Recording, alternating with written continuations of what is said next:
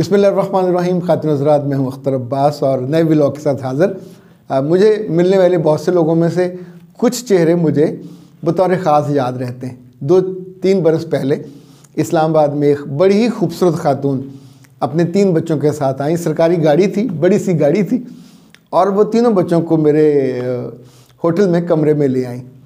और छूटते ही उन्होंने अपने बच्चों को देखा और कहा कि अपने वालिद के बारे में बताओ किस कदर ज़ालिम आदमी है। अच्छा, इससे पहले कि वो बच्चे स्टोरी शुरू करते तो मैंने उनकी तरफ देखा, उनके कपड़ों को देखा, और मैंने अपने पास से चॉकलेट निकाले, उनको दिए और उनका हालचाल पूछा, और उस मौजू पे बिल्कुल बात नहीं की। तो फिर मैंने उनसे कहा, बेटा अगर आप थोड़ी देर इजाज़त दें, मैं आपकी मम्मा से बात कर लूँ, आप लोग गाड़ी में बैठो, या होटल का जो हमारा कॉरिडोर है जिसमें मैं ठहरता हूँ बड़ा खुला डुला है, उसमें आखिर में सोफ़े पड़े हुए हैं, अखबारात पड़े होते। तो वो तीनों बच्चे वहाँ चले गए। अब खातून अकेली थी, तो मैंने उनसे कहा कि ये अब क्या कर रही हैं?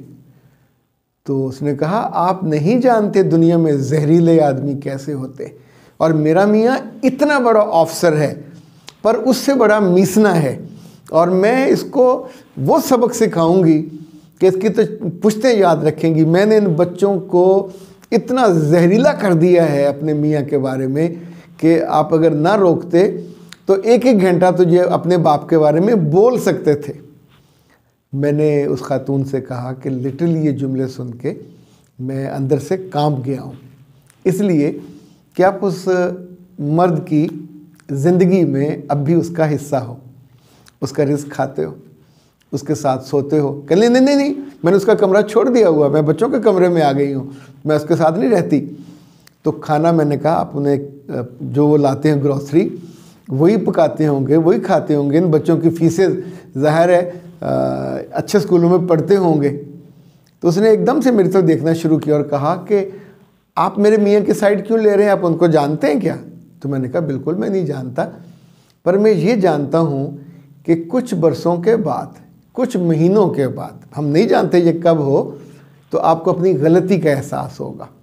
देखिए, ज़िंदगी नफ़रत के गंदे पानियों में नहीं तैर कर गुजारी जा सकती। तैरने के लिए छपड़नी चाहिए, खुला पानी चाहिए, साफ़, और ज़िंदगी गुजारने के लिए भी आपको अच्छा माहौल चाहिए। खातिन हज़रात, हमारा आधा घंटा करीबन इसी मौजू पे गुज़रा कि मैं उन्हें ये समझाता रहा, इन बात पे कायल करता रहा, चूँकि मैं दिल से इस बात का कायल हूँ कि जब तक आप किसी के साथ हैं उसकी ज़िंदगी में जहर भरोगे तो आपको हर घूंट पीना पड़ेगा, वो भी पिएगा, उसकी ज़िंदगी भी अच्छी नहीं रहेगी। पर ये नहीं हो सकता कि आपकी ज़िंदगी बेहतरी हो। हुआ ये कि अभी 1.5-2 हफ्ते पहले उस खातून ने मुझसे रब्ता किया और उन्होंने फरमाइश की कि मैंने आपसे वीडियो कॉल पे बात करनी है। तो मैंने उनसे कहा कि नहीं, मैं वीडियो कॉल नहीं लेता, जितने सेशन हैं मैं आमतौर पे उनको सिंपल व्हाट्सएप पे लेता हूँ। उन्होंने कहा, प्लीज़ मेरी रिक्वेस्ट है, और मैं वही खातून हूँ। फिर उन्होंने अपना तारफ़ कराया, तो मैंने उनको अलाउ किया। तो जब उनकी तस्वीर आई तो उनकी आंखें ऐसे सूजी हुई थी, लाल गुलाल हुई थी। तो मैंने पूछा, क्या हुआ? तो उसने कहा कि सर, मैं आपको सिर्फ ये बताना चाहती हूँ कि आपने 1-2 साल पहले जो मुझे कहा था कि जितना जहर तुम अपने बच्चों के अंदर डाल रही हो, तुम्हें ये घूंट घूंट पीना पड़ेगा। तो it happened, it has happened. तो मैंने पूछा, क्या हुआ? उसने कहा, पिछले 1-आध हफ्ते में मेरे गुर्दों में कोई पत्थरी निकल आई, और आपको पता है पत्थरी छोटी हो या बड़ी हो, ये तो अल्लाह माफ़ करे तड़पा के रख देती है, यानी इस कदर दर्द होता है। तो उसने कहा, मैं अपने बच्चों के बेडरूम में सोती हूँ उनके साथ। आप सोचिए कि आधी रात को दर्द शुरू हुआ तो मैंने कराहना शुरू किया, और कराहते कराहते यानी अंदर से ऐसे वो जैसे कोई तेज़ धार आला होता है, वो अंदर से काट रहा होता है। ये गुर्दे वाली जो पत्थरी इतनी ज़ालिम होती है, ये चूँकि दर्द मैंने भी सहा हुआ, और तौबा अस्तगफिरुल्लाह। बाद में मैंने तो फिर म्यू हॉस्पिटल में, सरकारी में वो छोड़ के एक प्राइवेट हॉस्पिटल में जाके इसकी लिथोट्रिप्सी कराई थी। मुझे लफ्ज़ भी याद आया, वो जो लेज़र से अंदर से पत्थरी को उन्होंने हथौड़े, यानी हथौड़े की तरह लेज़र जाके लगती है। अब लेज़र का तो दर्द नहीं होना चाहिए, पर गुर्दा इतनी कमज़ोर सी जगह है कि जब लेज़र जैकेट लगती थी तो तब भी तकलीफ़ होती थी जैसे कोई हथौड़ी आपके गुर्दे पे मार रहा। अच्छा हाँ, मैं उस खातून की बात कर रहा था। तो उन्होंने कहा कि उस कमरे में मेरे 3 बच्चे सोते हैं और ये तीनों बच्चे सारी रात जब मैं रो रही थी, कर्राह रही थी, किसी ने ना मेरा सर पकड़ा, ना कोई मेरे पास आके खड़ा हुआ। एक जो मेरी बड़ी बेटी, उसने कहा मम्मा क्या हाय हाय कर रही हैं, सोने नहीं दे रही। और ये रात को 11-12 बजे तक फिल्म देख रही थी बच्ची।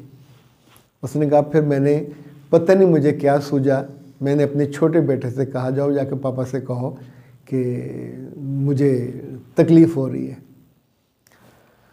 उस खातून ने, और उस वक्त आंखें उसकी जो थी ना, जैसे कहते हैं ना वो नीर बहा रही थी।